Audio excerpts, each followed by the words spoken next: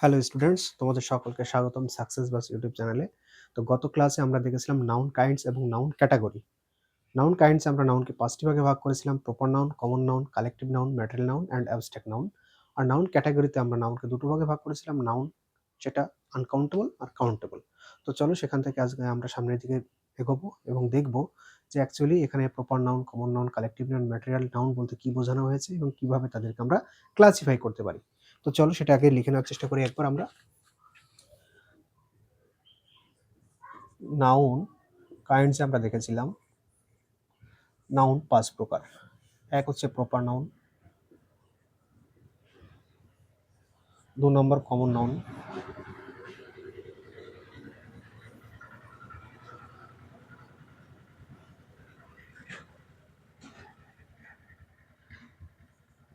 Collective noun, material noun,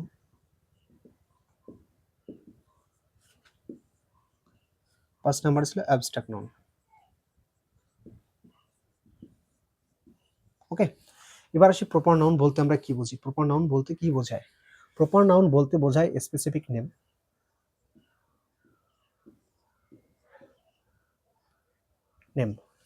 আর এখানে বিশেষ করে মনে রাখতে হবে, যখন কোনো প্রপার নাউন শুরু হবে তার ইনিশিয়াল লেটার আপার কেস হবে, অর্থাৎ বড় হাতের হবে।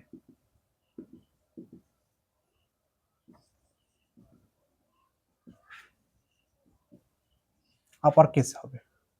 এবং আরেকটা বিষয় যেটা আমাদেরকে মনে রাখতে হবে, এই প্রপার নাউনের আগে কিন্তু কোনো ধরনের আর্টিকেল বসবে না, অর্থাৎ জিরো আর্টিকেল ইউজ করা হবে।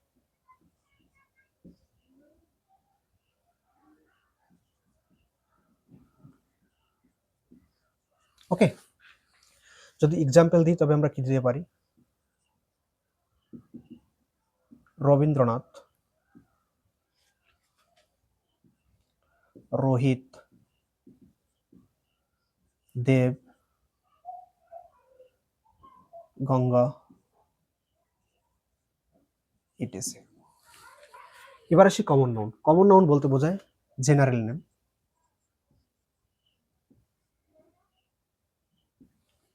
ইনিশিয়াল লেটার হবে লোয়ার কেস,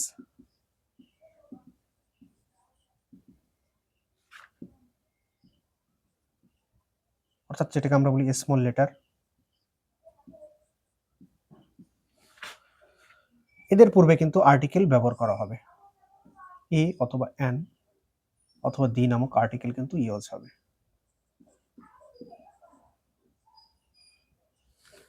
এক্সাম্পল যদি দেওয়া হয় তবে এক্সাম্পল আমরা দিতে পারি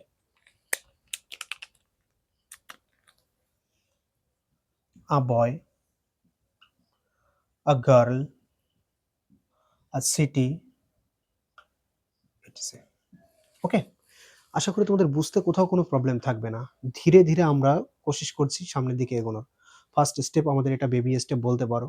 আমরা ছোট্ট ছোট্ট গুটি গুটি পায়ে সামনের দিকে এগোচ্ছি, কিন্তু বিশ্বাস করো শেষ পর্যন্ত দেখতে থাকো, তোমাদের কোনো ধরনের কোনো কনফিউশন থাকবে না। এরপরে আসি আমরা কালেকটিভ নাউন। কালেকটিভ নাউন বলতে বোঝায় সমষ্টিগত যে নাম, অর্থাৎ গ্রুপ ডিনোটিং ওয়ার্ড হবে। এটা কি হবে? Group denoting word.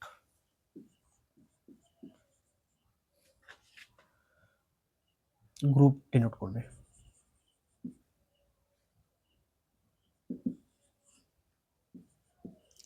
কেমন হতে পারে সেটা গ্রুপ ডিনোটিং? যেমন মনে করি টিম, ক্লাস, বুনস, ইটিসি। এরপরে আসি আমরা ম্যাটেরিয়াল নাউন। ম্যাটেরিয়াল নাউন বলতে কি বোঝাবে? ম্যাটেরিয়াল নাউন বলতে বোঝাবে ম্যাটার বা সাবস্টেন্সকে। Matter, substance. এক্সাম্পল কি হতে পারে? এক্সাম্পল হতে পারে গোল্ড, আয়রন, সিলভার,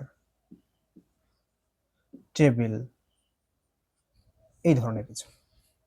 ওকে, তাহলে এই অল্প সময়ের মধ্যে কিন্তু আমরা জেনে গেলাম যে প্রপার নাউন কি হবে। প্রপার নাউন হবে বিশেষ নাম, যেখানে স্পেসিফিক নেমকে বোঝানো হবে। ইনিশিয়াল লেটার কিন্তু আপার কেস হবে, আর তাদের পূর্বে কিন্তু কোনো ধরনের কোনো আর্টিকেল ব্যবহার করা হবে না। কমন নাউন সেটা জেনারেল নেম হবে, ইনিশিয়াল লেটার কিন্তু লোয়ার কেস হবে এবং স্মল লেটার যেটাকে আমরা বলে থাকি তাদের পূর্বে কিন্তু আর্টিকেল ব্যবহার করা হবে, a and the article usable. Collective noun বলতে বোঝায় গ্রুপ ডিনোটিং ওয়ার্ড, অর্থাৎ এমন শব্দ যারা কোনো একটা গ্রুপকে বোঝাবে। যেমন টিম 11 সদস্যের একটা গ্রুপ, ক্লাস বেশ কিছু স্টুডেন্টের সমন্বয়ে তৈরি হয়। বুঞ্জ মানে গুচ্ছ। তারপরে আমরা দেখলাম ম্যাটেরিয়াল নাউন, যেটাকে ম্যাটার বা সাবস্টেন্স কোনো পদার্থকে শো করবে।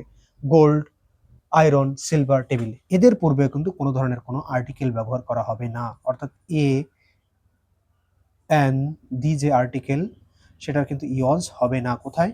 সেটার ইউজ হবে না ম্যাটেরিয়াল নাউনে। তো এবার আমাদের স্লাইডটাকে ইরেজ করতে হবে, কারণ আমাদের বোর্ড এতটা বেশি বড় নয় যে আমরা একবার সব কিছু লিখতে পারছি। তো চলো এবার অ্যাবস্ট্রাক্ট নাউনটাকে আমরা এরপরে দেখার চেষ্টা করব।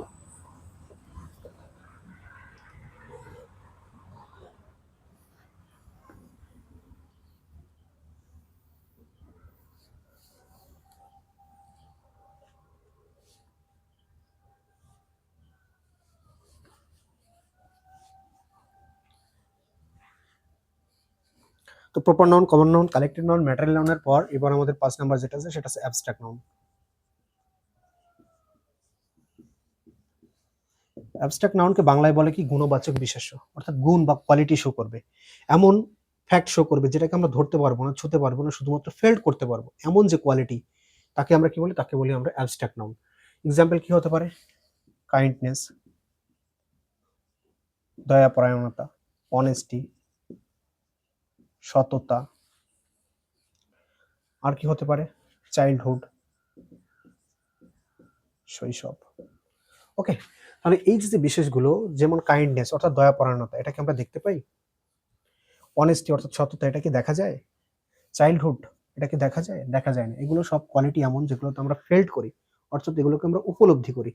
এদেরকে আমরা কোথায় রাখবো? এদেরকে আমরা অ্যাবস্ট্রাক্ট নাউনের ভিতরে রাখবো। এবার মজার বিষয় হচ্ছে যে অ্যাবস্ট্রাক্ট নাউন যেটা আমরা বলছি, অর্থাৎ গুণবাচক যেটা বিশেষ্য বলছি, এর ভিতরে কোনো ধরনের কোনো মেকানিজম রয়েছে? এটা কি আমাদের জানা আছে? এখানে কোনো ধরনের মেকানিজম কাজ করছে কি আদৌ? একবার দেখার চেষ্টা করি। আচ্ছা, এই শব্দটাকে যদি আমরা একটা ডিভাইড করার চেষ্টা করি তবে কি দাঁড়াবে? Kind plus ness. Okay, kind শব্দের অর্থ হচ্ছে দয়া, তাহলে কাইন্ডের সঙ্গে নেস নামক শব্দটা জুড়ে হয়েছে কাইন্ডনেস। এবার এই অনেস্টিকে যদি একটু ডিভাইড করার চেষ্টা করি কি দাঁড়াবে? অনেস্ট প্লাস ওয়াই, তাই তো? এই যে অনেস্ট শব্দের সঙ্গে শেষে গিয়ে কিছু জুড়েছে। এই চাইল্ডহুডটাকে যদি একটু ডিভাইড করি কি দাঁড়াবে? চাইল্ড প্লাস হুড, মিলে কি হবে? চাইল্ডহুড। আচ্ছা, প্রত্যেকটা শব্দের শেষে গিয়ে কিছু না কিছু জুড়েছে, তাই না? প্রত্যেকটা শব্দের অর্থাৎ ওয়ার্ডের শেষে গিয়ে কিছু না কিছু জুড়েছে। এবার এই যে জোড়ার বিষয়টা, অর্থাৎ যে ফ্যাক্টটা এখানে জুড়েছে, নেস শব্দটা জুড়েছে, হুড শব্দটা জুড়েছে, কোন শব্দের সঙ্গে জুড়েছে? চাইল্ড শব্দের সঙ্গে জুড়েছে হুড, আর কাইন্ডের সঙ্গে জুড়েছে নেস। এবার এই যে কাইন্ড শব্দটা, এই শব্দটাকে কি আর ভাঙা যায়? একে কি আর ফার্দার ডিভাইড করা যায়? যদি একে আবার ডিভাইড করি তবে কি এর অর্থ টিকে থাকবে? কি মনে হয় তোমাদের? নিশ্চয়ই এর অর্থ টিকে থাকবে না। অর্থাৎ যে শব্দ, তাকে আর ফার্দার ভাঙলে সেই শব্দের আর গুণবত্তা টিকে থাকে না, অর্থ টিকে থাকে না, সেই বেসিক ফর্মকে আমরা কি বলি? রুট। সেই বেসিক ফর্মকে আমরা কি বলি? রুট। অর্থাৎ কোনো একটা শব্দের রুটের সঙ্গে যখন আমরা তার পরে কিছু জুড়ি তখন তাকে আমরা বলি সাফিক্স, আর রুটের আগে যদি কিছু জুড়ি তখন তাকে আমরা বলি প্রিফিক্স। একটা এক্সাম্পল এখানে লিখি। এখানে যদি একটা এক্সাম্পল লেখা যায়, অ্যাক্ট। অ্যাক্ট মানে কাজ করা। ওকে, অ্যাক্ট মানে কাজ করা। এর আগে যদি আমি ইন শব্দটা জুড়ি আর এর পরে যদি আইভি জুড়ি, সেটা কি দাঁড়াবে? ইনঅ্যাক্টিভ, তাই তো? এইবার এই অ্যাক্ট শব্দটা কি ছিল? একটা হচ্ছে রুট, ইন শব্দটা আগে জুড়েছে, এটা কি? এটা এর প্রিফিক্স। আর এই যে আইভি, এটা পরে জুড়েছে, এটাকে বলবো সাফিক্স। আরেকটা এক্সাম্পল লিখি, পসিবল। তার আগে যদি আমি ইম শব্দটা জুড়ি, সেটা কি হয়ে যাচ্ছে? ইম্পসিবল। ওকে, তাহলে পসিবল শব্দের অর্থ ছিল সম্ভব, তার আগে ইম শব্দটা জুড়ে সম্পূর্ণ বিপরীত অর্থ দিয়েছে, অসম্ভব, তাই না? কি তৈরি হয়েছে? অসম্ভব। তাহলে এই যে ইম শব্দটা জুড়েছি কোনো একটা বেসিক শব্দের আগে, একে আমরা কি বলবো? একে বলবো প্রিফিক্স। আর শব্দের পরে যখন কিছু জুড়েছি তাকে আমরা কি বলবো? সাফিক্স। ওকে, তাহলে এবার মজার বিষয় হচ্ছে যে কোনো একটা রুটের সঙ্গে যখন আমরা সাফিক্স হিসাবে কিছু জুড়ি তখন সেটা কি তৈরি হয়? তখন সেটা অ্যাবস্ট্রাক্ট নাউন তৈরি হয়। দেখো, প্রত্যেকটার সঙ্গে কিছু না কিছু জুড়েছি, তাহলে এগুলোকে কি বলবো? এগুলোকে আমরা বলতে পারি এগুলো হচ্ছে সাফিক্স।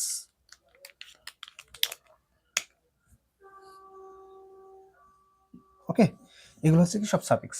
তাহলে এইরকম কোনো একটা ওয়ার্ড, কোনো একটা বেসিক ওয়ার্ডের সঙ্গে বা রুটের সঙ্গে যখন আমরা প্রত্যয় হিসাবে কিছু জুড়ি, অর্থাৎ সাফিক্স হিসাবে কিছু জুড়ি, তখন কিন্তু সেটা কি তৈরি হয়? তখন সেটা অ্যাবস্ট্রাক্ট নাউন তৈরি হয়।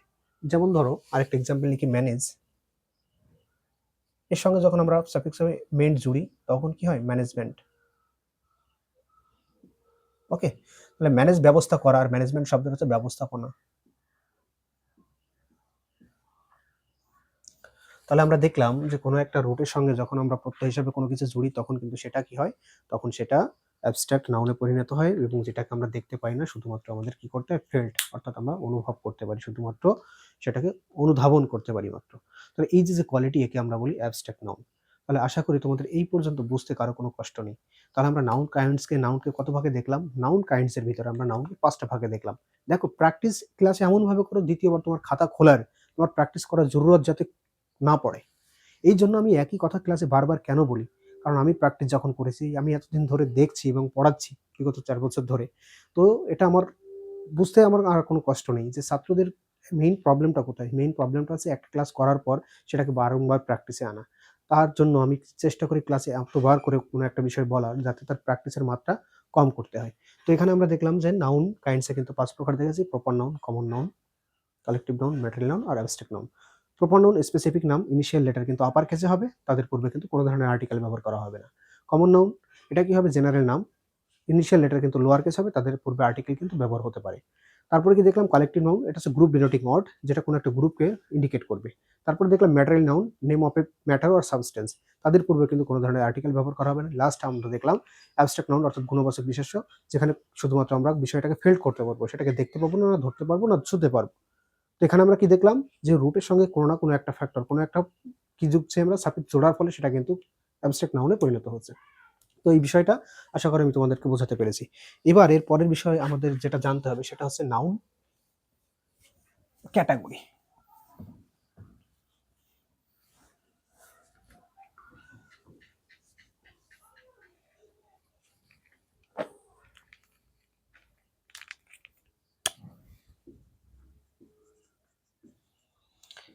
এবার নাউন ক্যাটাগরিতে যদি দেখা যায়, তবে নাউন কিন্তু দুই প্রকার: countable,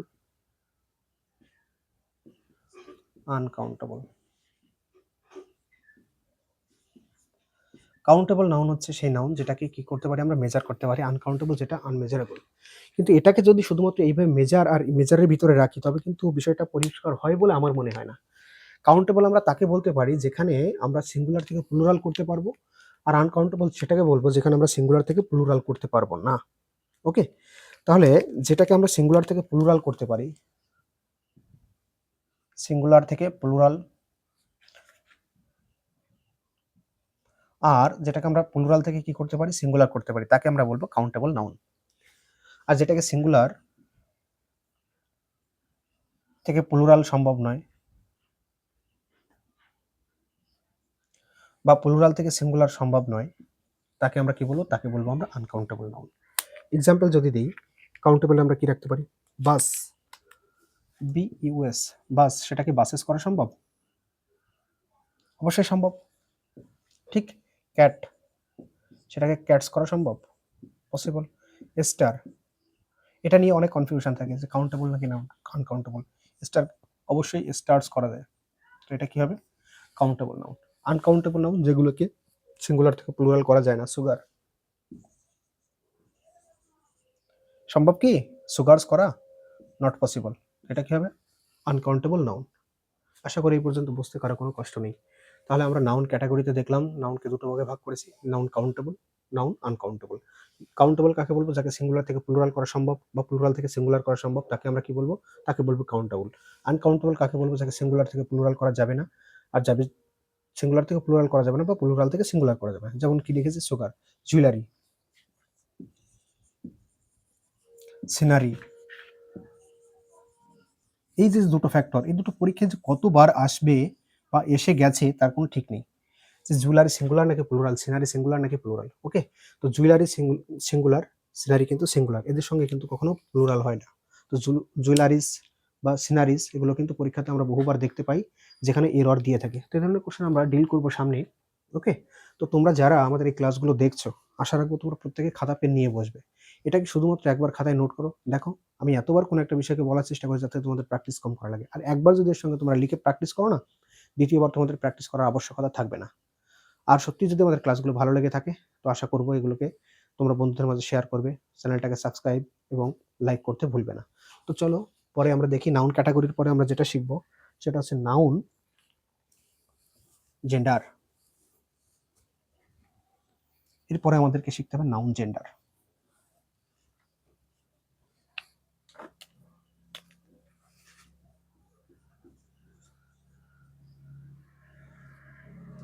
noun gender, noun gender যদি দেখা যায় তবে আমরা 4 প্রকারের জেন্ডার দেখতে পাবো। Masculine, feminine,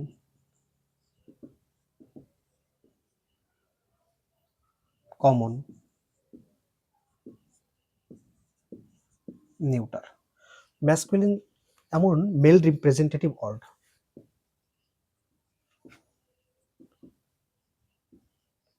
mail representative word. Feminine female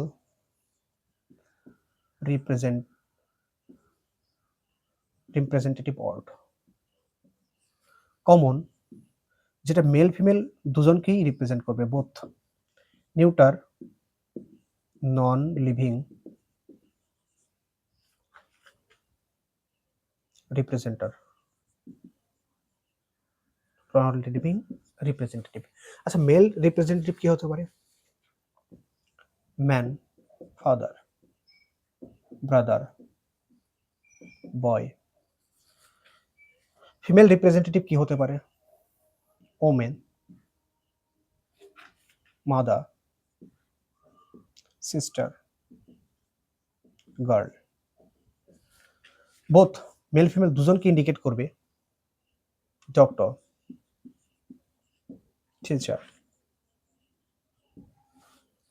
নন living chair, table, book, pen. Okay, তো আমরা এখানে দেখলাম নাউন জেন্ডার। নাউন জেন্ডার কত প্রকার? নাউন জেন্ডার কিন্তু আমরা 4 প্রকার আলোচনা করলাম। 1 ম্যাসকুলিন জেন্ডার অর্থাৎ পুংলিঙ্গ, 2 নাম্বার ফেমিনিন জেন্ডার অর্থাৎ স্ত্রীলিঙ্গ, 3 নাম্বার কমন জেন্ডার অর্থাৎ উভয়লিঙ্গ, 4 নাম্বার যেটাকে আমরা নিউট্রাল বলেছি ওটা হচ্ছে ক্লিবলিঙ্গ। আশা করি এটুকু বুঝতে তোমাদের কোনো অসুবিধা নেই। দেখো, আমরা প্রত্যেকটা পার্ট কিন্তু ধীরে ধীরে একদম বেস লেভেল থেকে রুট লেভেল থেকে ধীরে ধীরে বোঝার চেষ্টা করছি এবং ক্রোনোলজি ওয়াইজ কিন্তু চলার চেষ্টা করছি। না হুট করে একটা সিকোয়েন্সের পরে আরেকটাতে চলে গেলাম, তাদের মধ্যে কোনো ধরনের কোনো সামঞ্জস্যপূর্ণ কোনো কিছু নেই যেটা আমাদের বুঝতে কষ্ট দেয়। আসলে আমরা অনেক কিছু অনেক জায়গা থেকে পড়ি, এটা ঠিক, বহু কিছুই এখন সব জায়গায় অ্যাভেলেবেল। কিন্তু এই যে সুশৃঙ্খল ওয়েতে একটার পর একটা ফ্যাক্টর যে কিভাবে প্রত্যেকটার সঙ্গে একটা সামঞ্জস্যপূর্ণ বিহেভিয়ার রয়েছে গ্রামার শেখার ক্ষেত্রে, সেটা কিন্তু আমরা পেয়ে থাকি না সব জায়গায়। তবে চেষ্টা করব প্রত্যেকটা বিষয়টাকে একদম তোমাদের সুশৃঙ্খলভাবে একটার পর একটা সিকোয়েন্স ওয়াইজ করানোর। তো আজকে আমরা এই পর্যন্তই শিখলাম। দেখা হবে নেক্সট ভিডিওতে এবং সেখানে আমরা শিখব অন্য একটা বিষয় নিয়ে, নাউনেরই। তো নাউনের উপর আর 2 টো ক্লাস হয়তো আমাদের হবে বা 3টে ক্লাস, সেখানে আমরা প্র্যাকটিস এবং যা এখনো পর্যন্ত কনসেপ্ট বাকি রয়েছে সেগুলো করার চেষ্টা করব এবং ডিল করার চেষ্টা করব যেগুলো প্রিভিয়াস ইয়ার কোশ্চেন এসছে SSC, MTS, CGL, CSSL as well as state গভর্নমেন্টের কোনো একটা এক্সামে। তো চলো, আগামী ভিডিওতে আবার দেখা হবে। আজ এই পর্যন্তই। ততক্ষণ সুস্থ থাকো, সবাই ভালো থাকো। ধন্যবাদ সকলকে।